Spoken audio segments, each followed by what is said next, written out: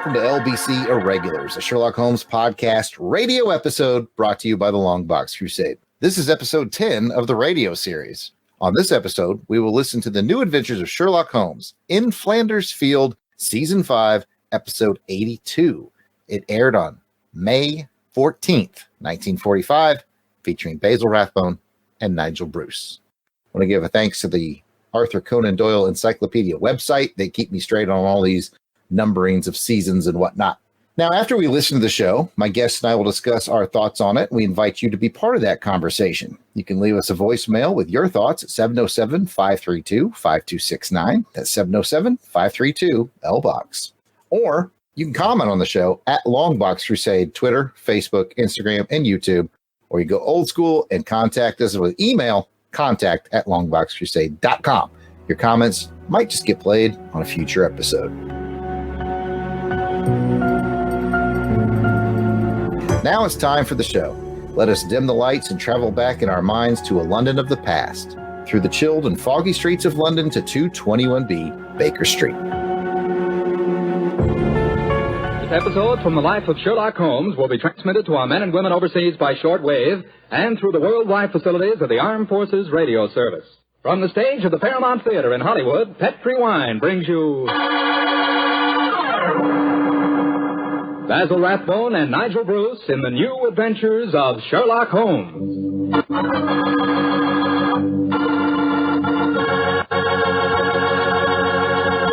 The Petri family, the family that took time to bring you good wine, invites you to listen to Dr. Watson tell us about another exciting adventure he shared with his old friend, that master detective, Sherlock Holmes. You know something? If right now it were possible for me to ask every one of you what you had for dinner this evening, I'll bet a good many of you would say chicken. Chicken is an all-American favorite. But boy, you just haven't tasted chicken till you've tried it together with a glass of well-chilled Petri California Sauterne. Petri Sauterne is a perfect mealtime wine, just made to go with chicken. That Petri Sauterne is a white wine, delicate in color, and what a flavor. A flavor that comes right from the heart of luscious, sun-ripened grapes. You can just taste those wonderful grapes. And I'll tell you something. That Petri Sauterne is pretty much on the terrific side when served with fish or any kind of seafood, too, and that's a fact. But say, whenever you serve that Petri Sauterne, remember you can serve it proudly, because the name Petri is the proudest name in the history of American wines.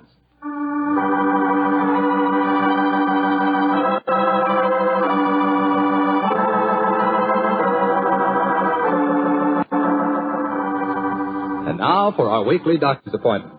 Let's knock on his library door and see if... There's no point in doing that, Mr. Petri. I'm right behind you. Oh, hello, Dr. Watson. Don't tell me you've been stalking me. No, my boy. I was on the patio and I heard your footsteps, so I thought that I'd come in and fetch you. Let's go back and sit out there, shall we? It's a beautiful evening. That's fine with me, Doctor. Here we are. Now, settle yourself down in a chair and light a cigarette, if you have one. I'll get on with my story.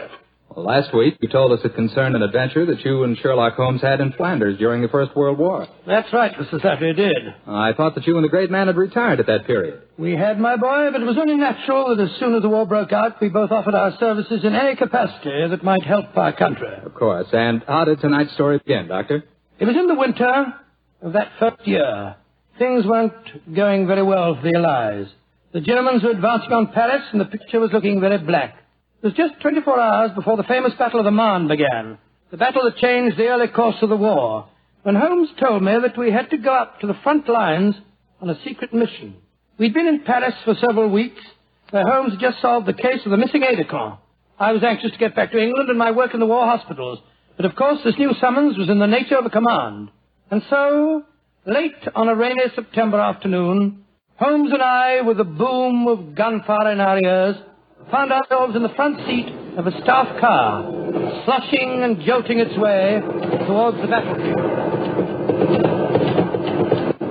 I'm driving too fast, you gentlemen. No, Sergeant, not at all. No, you're doing a splendid job. Oh, my man, look out, considering the state of the road. Thank you, sir. Hello?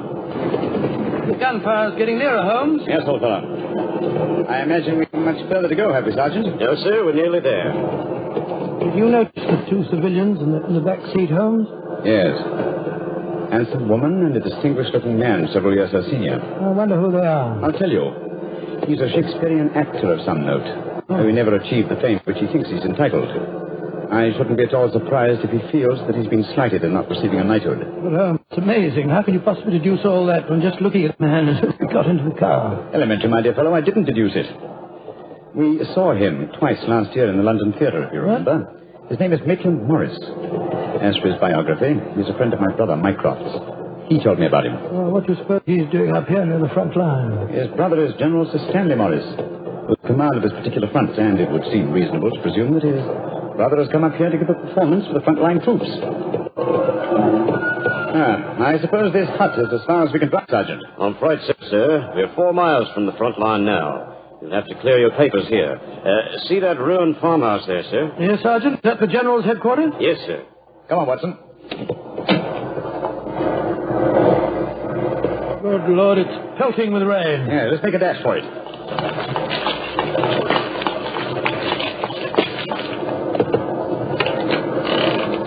Who goes there? Friend, Give the password. St. Crispin. Pass, friends, and show your papers. How did you know the password, Holmes? I was given it before we left Paris, old chap. Oh, Sherlock Holmes and Dr. Watson, isn't it? Yes, Captain. I'm Captain Maxwell, General Morris's aide-de-camp. He asked me to escort you up to his headquarters. By the way, weren't Maitland Morris and his wife in the car with you? Yes, they're just behind us. Oh, splendid. I'm afraid I'll have to ask to see your papers. Yes, of course. Here's my permit, Captain Maxwell. Thank you. I know you both, of course, but we can't afford to take any chances when we're this close to the enemy lines. Let's see. Oh, yes, that's fine, Doctor. Everything's in order. All right. Yours, please, Mr. Holmes. Here you are. Thanks. Oh, who goes there? Friend. There's the rest of your party now. Oh, good. This is quite in order, Mr. Holmes. Show your papers. There you are, Captain Maxwell. Oh, hello, sir. Hello, Mrs. Morris. How are you, Captain Maxwell?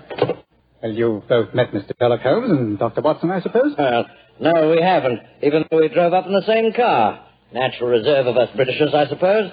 How are you, Mr. Holmes? How do you do, sir? I know your brother Mycroft very well. How are you, Doctor? I'm glad to meet you, Mr. Morris. I saw you a couple of times at the theatre last year and enjoyed your performances very much. Oh, thank you, sir.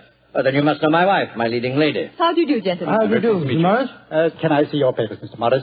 Just a matter of form. You understand. Yes, of course. Mrs. Morris, I presume you and your husband are going to give a performance tonight for the men going up the front line. Yes, Doctor. We're very flattered. They've asked us to do some Shakespearean scenes. Oh, yes. Although I should have thought something a little lighter would have been more appropriate. The General, he's Maitland's brother, you know, seemed to think differently. Well, my dear, show Captain Maxwell your papers. Then we can all go along and see my brother Stanley. Very well, Maitland. Mr. Morris, I shall look forward to hearing your reading of Shakespeare's St. Crispin's speech from Henry V tonight. Oh, bless my soul, Holmes. How did you know I was planning to do it? Well, the setting is so perfect and the time so appropriate, I can't conceive an English actor who could resist the temptation. Oh. I noticed that your brother appreciated the fact in naming today's password. Yes, it's amazingly appropriate. You know, it's almost 500 years ago to the day that the Battle of Agincourt took place. Well, let's hope that the results of the forthcoming battle will be equally successful for England. Yes, indeed. Oh, by the way, Holmes, this will probably seem rather silly to you, but I'm an inveterate autograph collector, and I have my book here with me. I wonder if you'd mind signing. I should be very glad to, Mr. Morris. Give me a pen, will you, Watson? Here we are, Holmes. You'll find yourself among quite distinguished company in that book, sir. So I see. Adelina Patty, Crown Prince of Norway. Oh, no. Field Marshal von Toxnitz. Oh, yes, he was one of my admirers when I played in Munich before the war. I suppose now that our countries are fighting, I should tear that page out. You know, I cannot help but feel that art, the appreciation of art, are independent of national hatred. Quite so, sir. I myself still have a medal presented to me by the University of Leipzig for some trifling services. There you are, Mr. Morris. Oh, thank you very much, Mr. Holmes. A notable addition to my collection. I shall be very glad to sign your book for you, Mr. Morris, if you'd like me to. That's very kind of you, Doctor. Oh, Captain Maxwell, if our permits are all in order, don't you think we should be moving along? Just what I was going to suggest myself. I'll take you all straight over to General Morris's headquarters.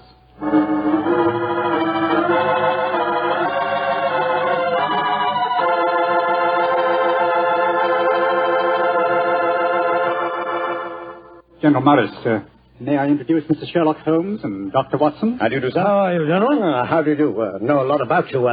Long way from Baker Street, isn't it? Yes, indeed, sir. Where's that brother of mine? Ah, there you are, Maitland. Cynthia. How nice to see you both. Oh, it's good to see you again, Stanley. Hello there, Stanley. The men will be glad you arrived. They're looking forward to your show tonight. We're very flattered that they want to hear us do some Shakespeare. Oh, rubbish, old boy. With you and Cynthia up there on the platform, you could read the telephone book and they'd love you. Oh, very kind. By the way, you'll find the stage very primitive. Just a few trestles and a large tent and a curtain made of army blankets. And your dressing room will be even worse. Oh, don't worry about our comfort, Stanley. As long as we cheer the boys up, that's the important thing. Yes, of course. By the way, what program do you have mapped out for us? Well, I thought we'd have 2 shows. The tent's not large enough to hold everybody at once.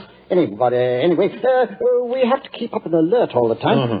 Think you can manage 2 separate shows? Oh, of course I can, Stanley. I may look old, but I don't feel it. You don't even look at your scoundrel. Thank you. Perhaps we could take a look at the stage and equipment, eh? Oh, certainly. Captain Maxwell, take them over to the tent and show them what the facilities are, will you? Right, will you follow me? Oh, yes, of course. See you later, Stanley. Come along, my dear. All right.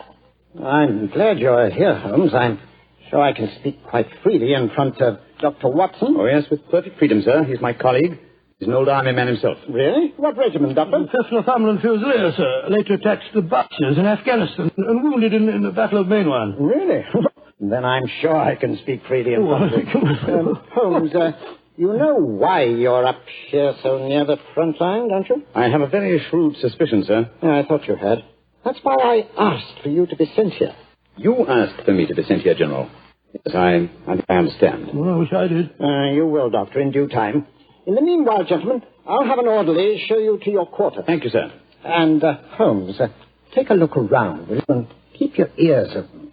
We're comparatively a little distance from the German front lines, and yet there's a very puzzling silence just now. Yes, I noticed that, sir. And half an hour ago, on our way up, there was quite a lot of shelling. Exactly. It's unnatural and rather frightening at a time like this. You see, we're attacking at dawn. The enemy might be trying to infiltrate spies, and the success of this battle depends on a surprise attack. I quite understand, sir. Come on, Watson.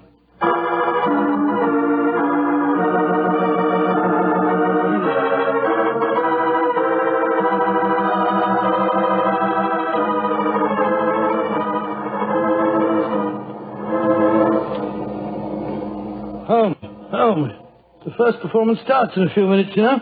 They're all there waiting. Why are we tramping about up here in the mud and the rain? I thought a pipe or two in the open air would clear our brains. Yes, a pipe in the open air is one thing, but a pipe in a downpour of rain is another. Was it raining?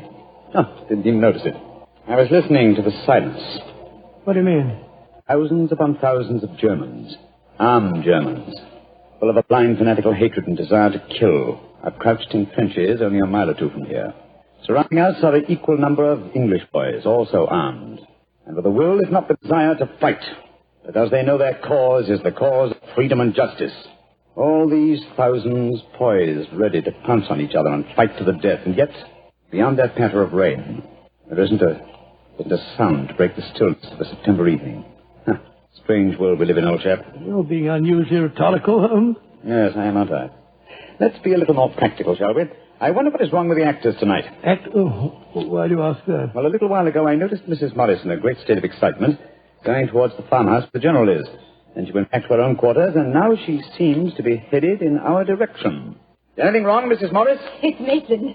What's wrong with her, madam? He disappeared. Disappeared? What's happened? We were in the tent together, making up for our performance, when an orderly came in with a message. Maitland said it was from his brother. Slipped on a raincoat and went out, saying he'd be back in a few moments. I waited and waited, and after a while I got worried, and I went over to see the General myself. He said that he'd sent no message, and that he hadn't seen any sign of Maitland. Good Lord, what could have happened to her? I don't know, Doctor, but I'm frightened. What shall I do, Mr. Holmes? You're a brave woman, Mrs. Morris. Brave? I don't know, Mr. Holmes. Why? Because the show must go on. I shall take your husband's place. But Holmes, something's happened to Maitland Morris. He's in danger. He might True, be... Watson, true. But 1,000 men inside that tent are in mortal danger, too. Tomorrow morning, many of them may be corpses on the fields of Flanders. But tonight, they've been promised a show. Do you think that you can do it, Holmes? Oh, I think I can, with the help of Mrs. Morris. I can't do it, Mr. Holmes. You can, Mrs. Morris, and you will. If only to uphold that great tradition of the theater, that the show must go on.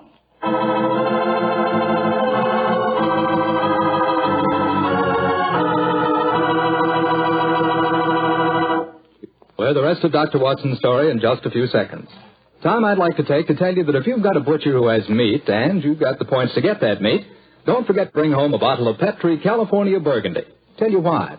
That Petri Burgundy is a rich red mealtime wine that's wonderful with any meat or meat dish. That's a fact. Petri Burgundy can make a banquet out of a hamburger. And boy, Petri Burgundy and old-fashioned Irish stew are bosom companions. Just get yourself some Petri Burgundy and share it with your family. Petri Burgundy is the best friend a good meal ever had.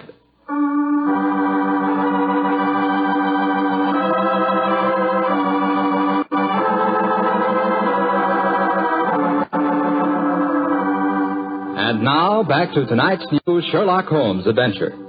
It is just before the Battle of the Marne in the First World War, and Sherlock Holmes and Dr. Watson are at headquarters a few miles behind the front-line trenches. A famous Shakespearean actor who was to give a performance for the troops has mysteriously disappeared, and the great detective has taken his place at the last minute. As we rejoin our story, Sherlock Holmes, alone on the improvised stage, is delivering a Shakespearean speech before a spellbound audience. This little world, this precious stone set in a silver sea, which serves it in the office of a wall or as a moat defensive to a house against the envy of less happier lands. This blessed plot, this earth, this realm, this England.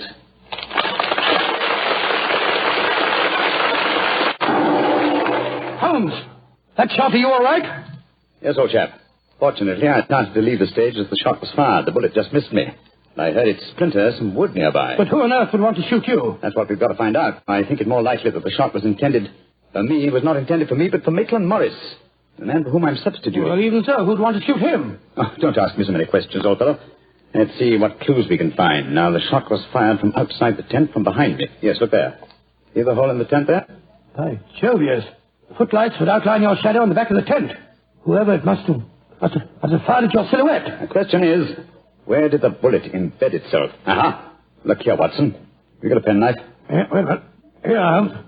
This shouldn't be hard to extract. Look at this splintered tent pole. Wait a minute. There we are. Excellent. Huh. Very interesting. Well, what's so interesting about it? Just a revolver bullet, isn't No, it isn't, Watson. Huh? But it's far from just a revolver bullet. This bullet was fired from a German Luger pistol. A German pistol? Must have been a spy here behind our lines. That's a reasonable enough assumption, as we may be sure that no English soldier would carry such a weapon and face inspection. Come on, I want to talk to Mrs. Morris.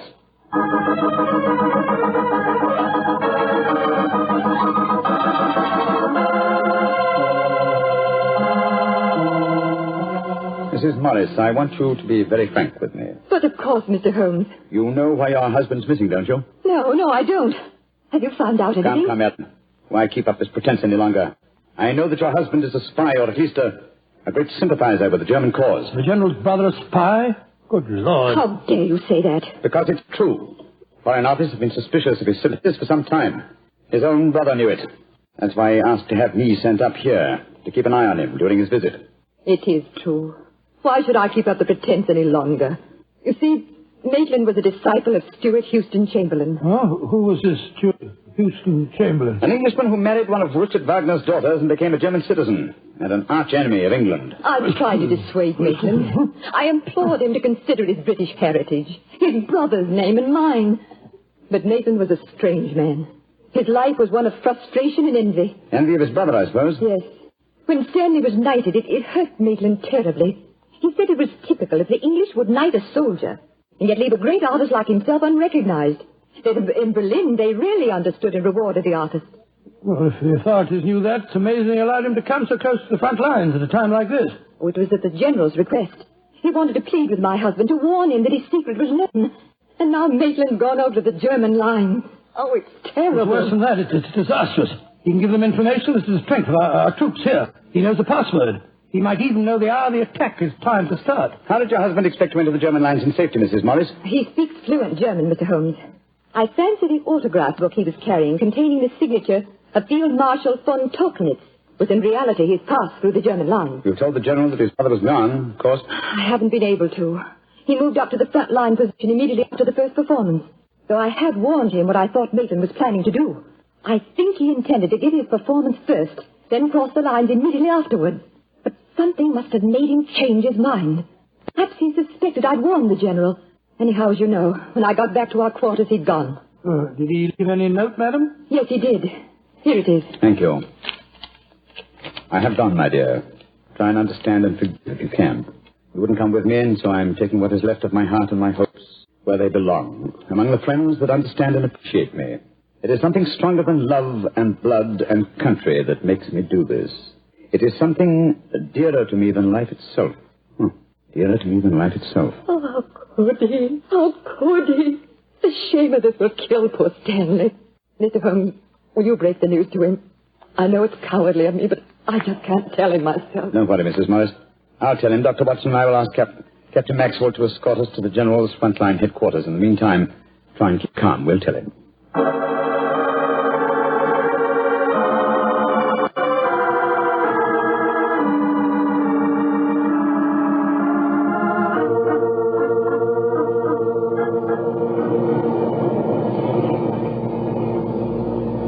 If you will wait in the dugout, Mr. Holmes, I'll tell the General that you're here. Thank you, and be sure to let him know the urgency of the matter. Yes, sir. Holmes, this is a dreadful business. Yes, it is, Watson. If my plans work out correctly, I think the success of tomorrow's battle may not be imperiled. What plan? Listen. You know, Holmes, a strange silence from the German lines since we came here might be accounted for by the fact that they knew Maitland was making his getaway. They wouldn't want to risk wounding such a valuable spy. Quite possibly. What I still don't understand is who shot at you with a German pistol and why. You're being very dense, old fellow. Surely it's obvious that... Here comes General Morris now. Poor devil. This is going to be a dreadful shock to him. Hello, Holmes. Dr. Watson? General Morris, I'm afraid that I've bad news for you. Your brother has gone over to the German lines. Maitland did go there. I should have put him under an armed guard as soon as he came here, but I thought I could reason with him, appeal to his sense of honor. Instead of which you tried to shoot him, sir, but fortunately for me, you missed. You see, I took his place at the first performance. But that shot was fired from a German pistol. True. That was when I first knew the General had fired the shot. But I still don't see how you could now. Only a high-ranking officer, not subject to inspection, could carry a non-regulation firearm. You're an old army man, you should know that. In any case, you'll observe that the General carries a Luger at his waist. Great heavens, Holmes, I thought I was firing at Maitland. I had no idea that it was you. You intended to kill your own brother, sir? Yes, and I'm sorry I failed. I'd rather see my brother dead than alive and a traitor to his country. But now he's safely in the German lines. Heaven knows what secrets he may be imparting. One thing we can be certain, our chance of a surprise attack in the morning is gone. Possibly not, sir. Oh, what do you mean? You see, I took the liberty of altering your brother's credentials quite extensively. How, Holmes? I knew of his German sympathies. Mycroft had given me a great deal of information about him, and so I took it on myself to decide that it was unsafe to allow him so near the enemy lines with his own identification on him. Well, what did you do, Holmes? I took the liberty, sir, of stealing his autograph book, the one containing the magical signature of Field Marshal von Tauchnitz. I have it in my pocket now. I think we shall find within its pages a code concealed in the various autographs, giving valuable information to the enemy. Good Lord. I also switched military permits on him. I felt that in the event that he did go over to the German lines, his welcome might be less cordial if they were under the impression that they'd captured Sherlock Holmes. To make that identification doubly sure, I also slipped in his pocket a slight souvenir of my own. By Joe, Holmes, you mean that medal that was presented to you by the University of Leipzig? Exactly, old fellow. I no longer wish to own a decoration given me by a country of barbarians, and it seemed a rather neat and effective way of returning it to them. So the Germans will think they captured Sherlock Holmes? Yes, sir, and unless I'm much mistaken, he'll receive very short shrift at their hands. Yes, they hate you. There's your answer, sir. Sorry. Oh, don't be sorry, Holmes. It's better that way. Now his secret can die with him. Excuse me, sir. Yes, Maxwell, what is it? Would it be in order for me to return to headquarters now, sir? It's very nearly time for the second performance, and I've still been unable to trace the whereabouts of your brother. Well, my brother will not be acting tonight, I'm afraid. Holmes, I wonder if I might ask you to take his place once again. If you want me to, General. I do. Maitland had planned to do the St. Crispin speech from Henry V. He knew how much I loved him. I realize that, sir. When I was told the password up here. Well, can you remember the speech, Holmes? Oh, I think so. At any rate, I can try. Then do it for me, my dear fellow, will you? For me. I'll be very proud to do it, General. Goodbye and good luck. Thank you, Holmes. Captain Maxwell, take them back to headquarters, will you? The men will be waiting for the performance.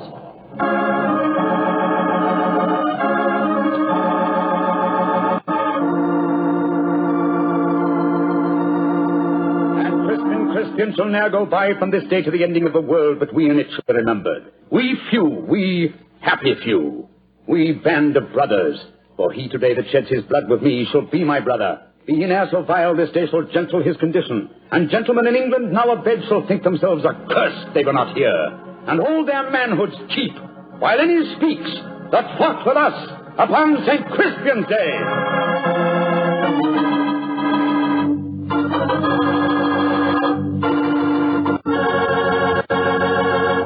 Well, Doctor, that was a bit of an exciting adventure. I can still remember that awful feeling I had when I heard the shot in the tent and realized someone had tried to kill Holmes. He did have a narrow escape, didn't he? Well, Holmes always said there was no such thing as a narrow escape. He said you either escaped or you didn't. If you did, well, why worry? And if you didn't, you couldn't worry, so what? Quite a philosophy. I'd like to discuss it with you further. Over a bottle of wine? How else? What kind of wine? Naturally. Naturally. Well, you couldn't ask for a more delicious wine than Petri. That's because the Petri family knows how to make good wine. They ought to. They've been making fine wine ever since they started the Petri business way back in the 1800s. And because the business has always been family-owned and operated, well, they've been able to hand on from father to son, all they've ever learned about the art of turning luscious grapes into fragrant, delicious wine. That's why no matter what type Petri wine you buy for any occasion, you can be sure it's good wine because Petri took time to bring you good wine. And now, Dr. Watson, how's about giving us a clue to next week's Sherlock Holmes adventure? Next week, Mr. Clatter, I'm going to tell you a most unusual adventure in which Holmes and I are trapped in an airtight metal chamber, our only companion being a murdered scientist. Well, sounds like a story we don't want to miss, Doctor. See you next week. Yes. Oh, just a second, Mr. Clatter. Before we go, I just want to tell our listeners that tonight we're broadcasting from the stage of the Paramount Theatre here in Hollywood on behalf of the 7th War Loan Drive. The ticket of admission to the theatre was war bond. I'm mentioning this to remind you, our friends, that you have an important part to play in making the 7th War Loan a success. Buy more and buy bigger bonds than ever before. They're needed to pay for new super forts, new jet-propelled fighters, newer and bigger weapons to lick Japan. Remember, in spite of the magnificent achievements of our forces in the Pacific, the Japanese war has just begun. Let's go all out for the mighty 7th War Loan.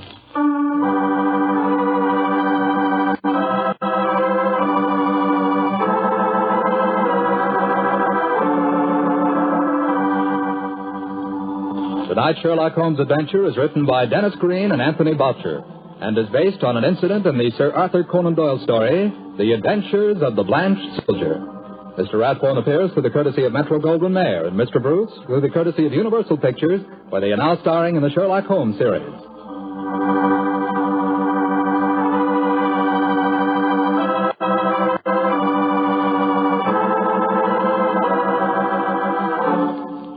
The Petri Wine Company of San Francisco, California, invites you to tune in again next week, same time, same station.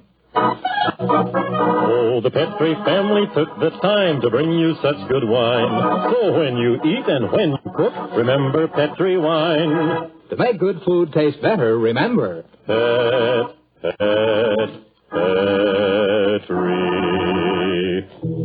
wine. This is Jack Slattery saying good night for the Petri family. This is the Mutual Broadcasting System.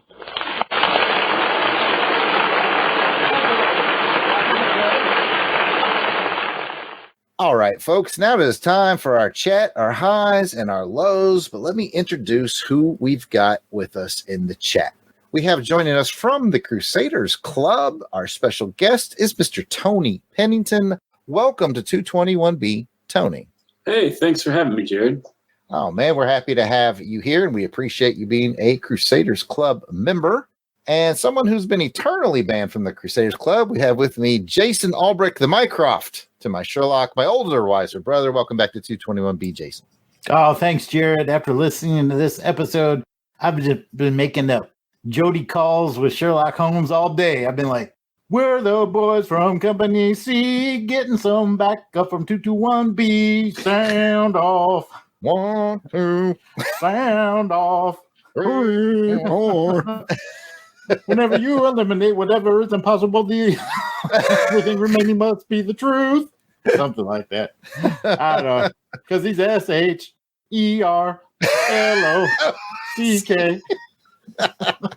All right. Well, you always get what you pay for with Jason. And also joining me is the Watson to my Sherlock is Pat Sampson, DJ Kristatos. Welcome back to 221B, Pat. Well, Jarrod, it is great to be here. And you know what? I got a question for you guys. What did you have for dinner? You know, did you have chicken?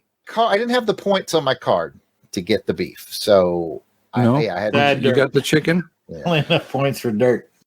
I had dirt. Jason went out to our victory garden, just picked a couple of things. Yeah. You know what goes good with chicken? Is it Petri wine? Well, it is, Jarrod, and I'm glad you mentioned that because there's nothing finer than what Petri wine makes right now. And believe me, I heard the commercials. I heard them talk about it. And man, it is so true that you mix that Petri wine with some chicken. Oh, You're all laughing and making jokes, but I got to tell you, man, this is a successful commercial because they don't even make this wine anymore. I know. I want thinking it. about I all want day. Some Irish roast and a glass of Petri exactly. wine. You got an Irish roast going on, and you're hungry. Oh, A little yeah. red wine with that, white wine with some chicken. You know, I'm learning things from the Petri wine family. My favorite part was how they said you could enjoy it with your entire family. Yeah. Yeah, doesn't everybody do that? Am I the only? What? Well, I'm Catholic. We have wine with everything. So There were times when wine was the only way I could enjoy my family. And you know what? And if you're going to want to enjoy your family, why not do it with the finest wine from Petri wine? It's clear that Jason and I grew up with the same biology and the way we grew up in the same household, because I was going to mention on this episode, this is the most successful ad campaign, because he's right. Like when I'm at the store, I kind of go by the wine aisle. I look for it for a split second. I'm like, they don't make it. No, like this thing works. I want Petri wine. I've gone so far as to consider going on eBay and buying old Petri wine bottles and then just putting new wine. Man, in it I'd love that. I'd love that.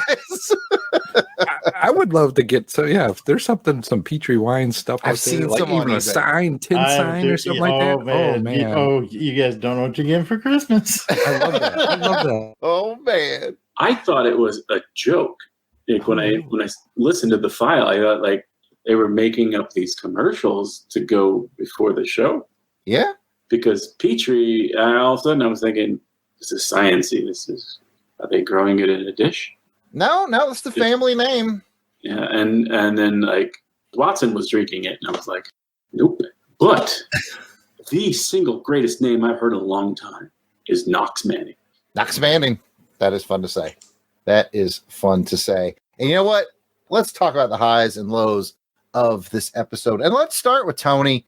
Tony, we're going to do 2 rounds of official highs or lows. So in round 1, you can air whatever your favorite thing was, or if something really bugged you, you can go with that route too. What do you got? High or low? Round 1, the floor is yours. I would like to start with the high, because it was so unexpected when I was listening to it. Like, number one, they were like talking so fast that I had to go back sometimes and like really listen to what was going on. So this was one of those things that I really listened to, and I had to stop because I was laughing so hard. It is when they asked Holmes to sign the book for his autograph. Watson said, hey, you want me to sign that too? And they just like he never said anything, he just went on. Yeah, no, I'm good.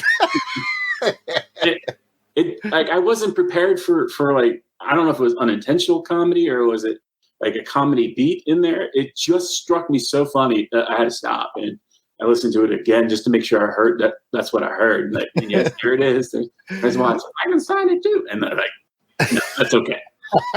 Well, I can tell you, having listened to several of these now, it's an intentional comedy beat. Yes, absolutely, and it definitely made my radar as well. Good observation. DJ Kristatos, Pat, what do you got? Round 1. I'm going to agree with Tony on that one. That was something that I caught too as well. I found it funny just the way the guy blew him off real quick. But the other thing Tony mentioned too, that I'm going to just play off of, is that he mentioned having to go back and re-listen to it. And what I've been finding since I've been listening to these episodes and doing these shows with you guys, I find myself really paying attention to the show. It's like one of those things that it's must listen to TV, sort of, when you had to be there and I had to just be full attention to it. I had to make sure I was paying attention to this show just to make sure I catch everything to go, okay, are they going to dupe me or they're not going to dupe me? I don't want to get duped again. And this one, I didn't get duped. I kind of figured out kind of what was going on with what was happening. So that was okay. But I just really think that I'm really enjoying these, that I'm making this must listen to, show that I need to do. I have to listen to it. And I love it. That's weird in nowadays, but it's cool too. Yeah, I don't think it's weird at all, man. I love listening to things. I listened to it once when I went on my walk, because it's just me walking, listening. I can really focus.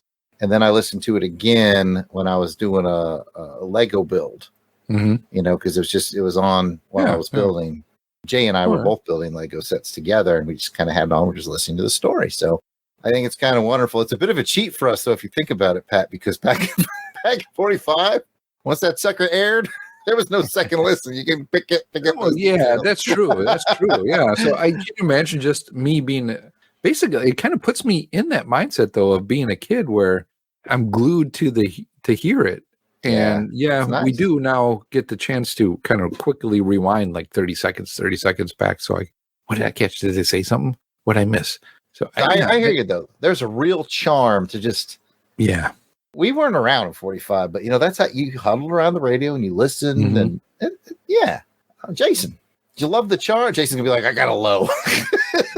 No, it's not. It's not a low. It was a little jarring. I can't go so far as to say it's a low. It's just different. The jingoistic mix of the patriotism support of the war is so apparent in here, and it's just weird, kind of, for me to see this with Sherlock Holmes. This is not a character that I normally think of when I'm thinking of super uber patriotic, deep emotional speeches like, I'll go and play that St. Crispin's Day character lead.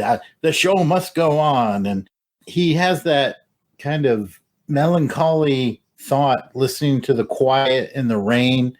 He's like, over there, just like a couple miles, there's a bunch of murderous bastard Germans. And over here are our boys full of freedom and hope, ready to defend the struggle. And I'm like, man, this does not sound like the Sherlock Holmes I know. But I kind of liked it. It was a little jarring. So I'm talking all around it. I can't tell you if it's a high or a low, just different. I kind of agree with what you're saying, Jason, that from my point of view, when I was listening to it, I was getting kind of that.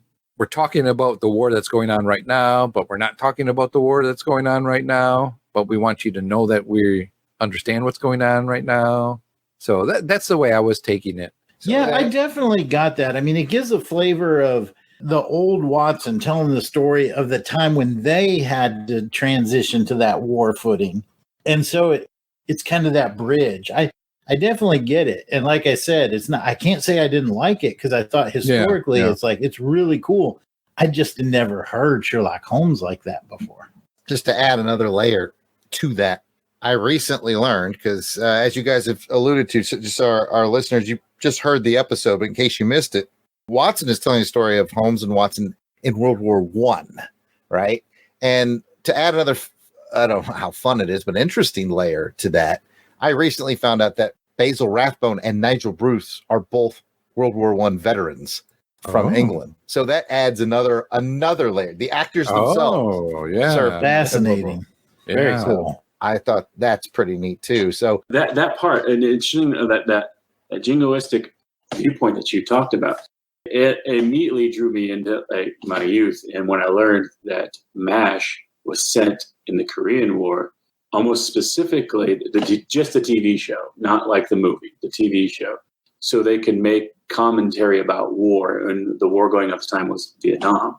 And so it was just interesting to me, being also an English guy, an English and history guy, that patriotic media was so important, especially in World War II.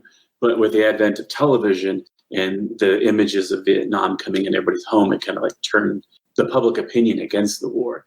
And so like you had, like Jason said, you had Sherlock Holmes talking about like those bloodthirsty Germans over there, and then the honorable and true British soldiers over here. And then I was thinking about MASH, where it was, this is all senseless. It doesn't matter who's doing it. It's just all senseless. Very good point, and thanks for making that. Tony, This is your second and final round. Make it a good one. Look at those notes. Pick your favorite. Yeah, I'm actually looking at them. This was just a story structure thing that struck me odd. Maybe it's a low point, but the General Morris calling Sherlock Holmes to come in to look for spies while knowing that he was going to try to kill his brother. And then when Sherlock was on stage, he took a shot at him. Now, I got to believe that if Jason was on stage and Jarrod was going to knock him off, he would know somebody else was playing his part. I thought that was unless Sherlock Holmes looked just like his brother. Yeah, that's a fair stretch because I thought the same thing. Like, Holmes is really good at makeup and stuff, right? So he could do a good job. But to fool someone's, like, I could tell if it's someone dressed up like Jason or if it's Jason. You're absolutely right. And if Jason keeps clicking that pen, I'm taking the shot.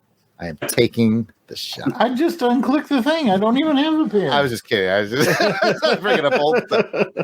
No, I was just going to say that I've tried it. It's harder. It's harder you think to hit your brother with a Luger. Yeah. I'll serpentine. Duck and weave. No, you're right, Tony. I would say that was probably the weakest part of the storytelling was that, yeah, you'd have to know whether or not that was your very famous brother, by the way, who is given this performance many times. Point well made, Tony. All right, Jason, round 2. What do you got? That ending, man. Sherlock Holmes. Cold-blooded. If we listen carefully, we could probably hear him die. Yeah. Oh, there you go. Pop. Problem solved. Back to Baker Street. That's right. Back in time for tea, man. Oh, man. My man he got the plans, switched out his papers with the dude's. So dude's going back, presents papers. It says Sherlock Holmes. He gets cooked on the spot, man. That was the coldest. But I loved it. So high for me. Just in a related note, I enjoyed too how Watson asked a really smart question. At this point, Holmes had pretty much figured everything out. And I can't remember what the question was that Watson asked, but if Holmes had answered it, it would have let the entire audience in on it. And they weren't ready for the reveal yet. And so he literally says to Watson, "Oh, don't ask me so many questions." Was it when he was telling that the brother was coming in or something like that? It's something like that. And Watson asked a good question that if Holmes had answered with what he actually knew, it would have revealed everything. So he just said, "Oh, just don't ask me so many questions." Got to cover up that plot hole right there is what we got to do. All right, Pat, it is your turn to close out round 2 for us. All right. Well, I just want to kind of build off something Tony said. And he was kind of talking about the brother wanting Holmes there and kind of what the whole deal was with that of the brother and not knowing his brother was on stage and all that.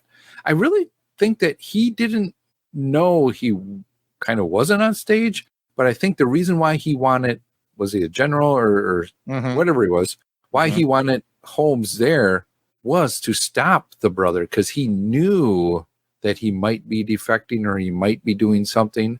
So I think that's why he had Holmes come, because he actually mentioned, pay attention, Mr. Holmes, watch and just pay attention, because he knew that his brother might have been trying to defect. At least that's the way I was taking what he was saying. And then that's when I was like, oh, okay, something's going on here. And what's going to happen? He knew his brother was going to defect. And so I think, he was like, well, I don't want him to spill the secrets or anything that he has. So, they're so patriotic, he's willing to sacrifice his brother's life. That's my take on it. I could be wrong on what I listened to, but Tony's right, though. Would he not know? Would he not? Who knows? Especially Tony's point is that, he had to know that wasn't his brother on stage. You would. He was shooting at the wrong guy. But I agree with you in your assessment that I think the general brought Holmes down to basically double check to make sure that he was right. But man, killing your own brother for that, man. Holmes was so excited to do that lead role that I thought he kidnapped the dude for a minute. Well, the show must go on, so They picked a good speech. Oh, I love that speech. Yeah. It's my favorite piece of Shakespeare. I post it every Veterans Day. I post it on Twitter. It's a fantastic 2-part play. Right, you get the young Hal grows up, becomes Henry. Yeah, I taught it once, and I keep telling people Falstaff is the greatest literary character ever created. Oh, so this hits you on another level too, because you're a big fan of the play itself, which is awesome. Yeah, and like the history aspect of it, like this was a major important battle that turned everything, France and England, and for them to pick that one speech to further illustrate the impending battle, for me, it made me think that this was like the battle to end the whole war. Like they're dug into the trenches, and like Jason brought up the quiet, the stillness that Holmes was reflecting on, and then he says, "We're going to do this speech." And I was like, "Well, I am so invested in here. I really want to find out what happened in the battle." But we get a few gunshots, and the actor Morris dies, and apparently his wife doesn't even care. So. But that's a good point. I mean, and we talk about the sound quality or just the sound follies or whatever you have for this.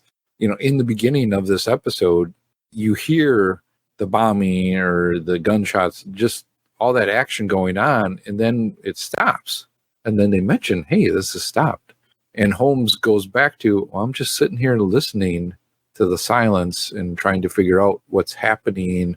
What's happening when nothing's happening? What's really going on here? I thought was very cool to do because I'm like, I don't hear that sound anymore. And then, just very well done on the sound effects. As always, they do a great job with that.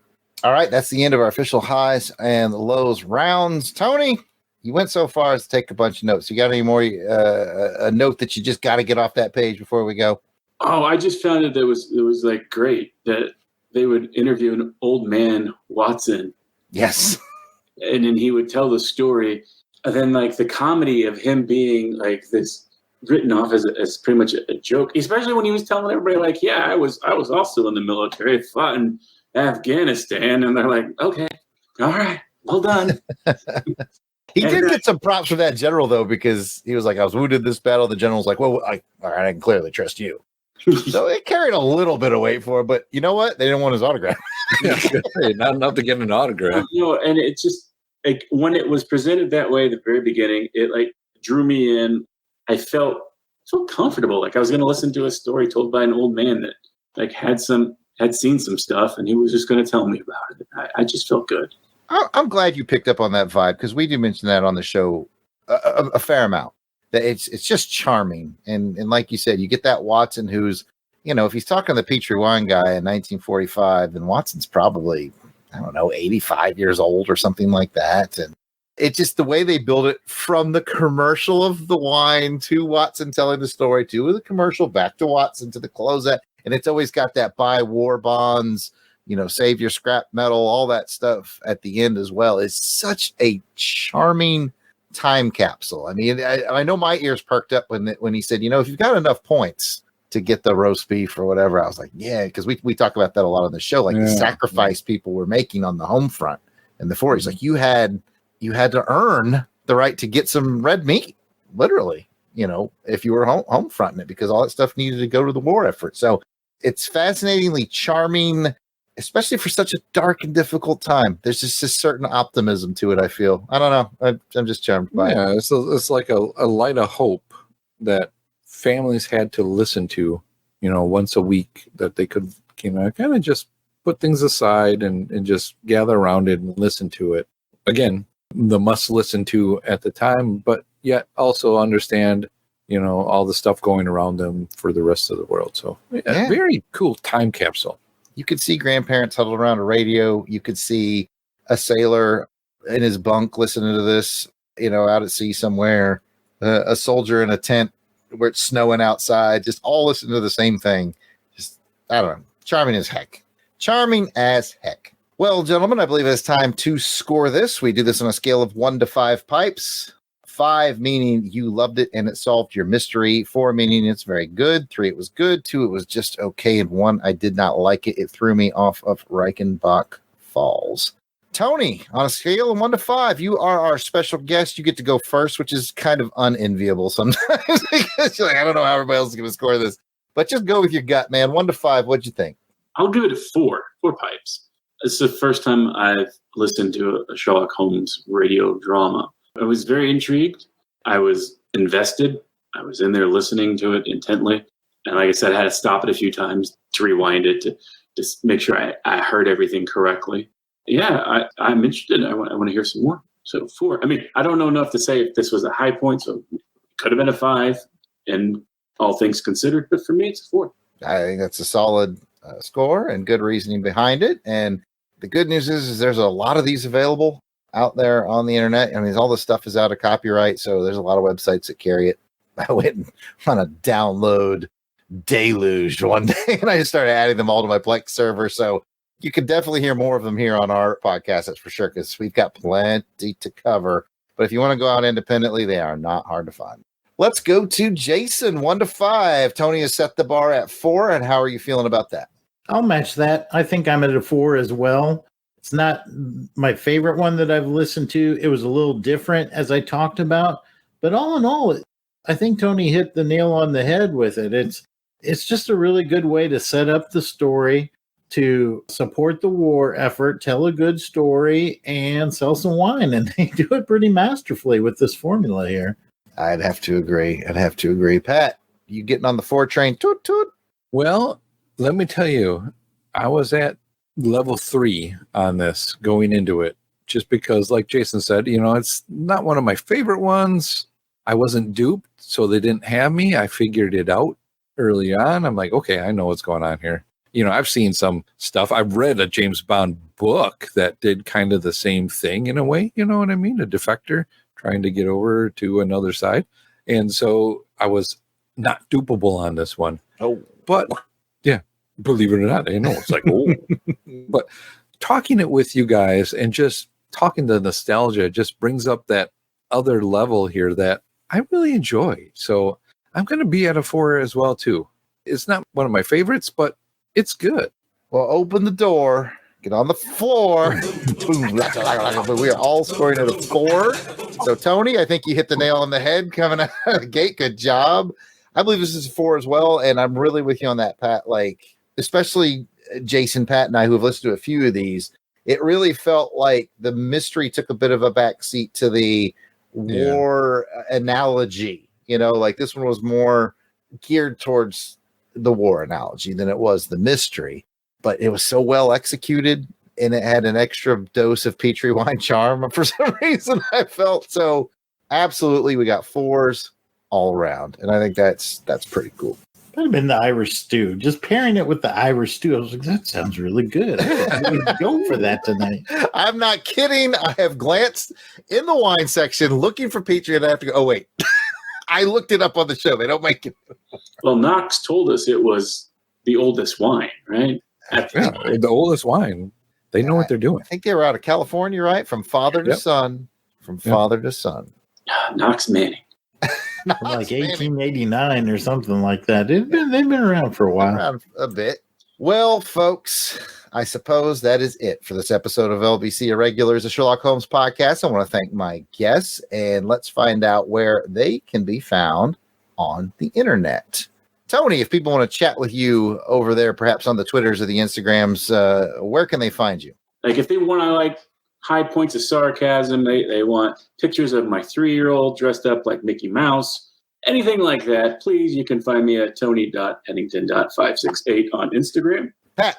Well, Jarrod, I'm glad you asked. You can find me on the Twitter at Kristatos01. And Jason? You can find me at Jason Alberich on Instagram, and I've been playing around on Threads with me and Alan, still just me and Alan chatting with ourselves. If you happen to be there, though, stop in, say hi.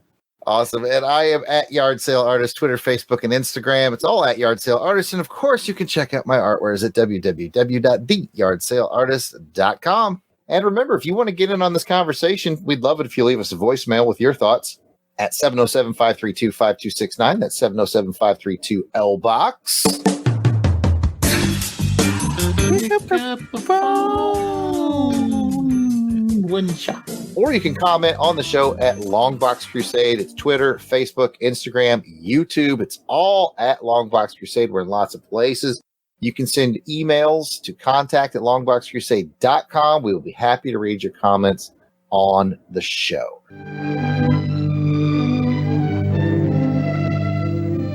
I believe we're about to have a visitor. Oh, interesting type. And most unusual, I'd say. We did indeed get a comment over on YouTube from Claire's Temp 6444. And Claire said,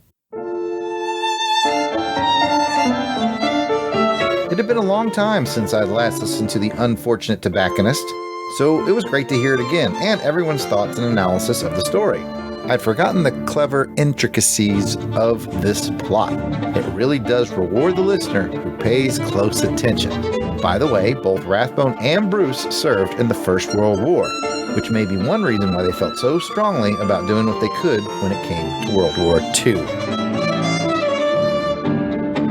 What a great send-in, Claire. As you heard on this very episode, you were the one that informed me about Rathbone and Bruce's veteran status, and it got brought up, and I sounded so smart when I brought it up, and now I know where the credit is due. So thanks for joining our listening family, Claire. We really appreciate your YouTube comment.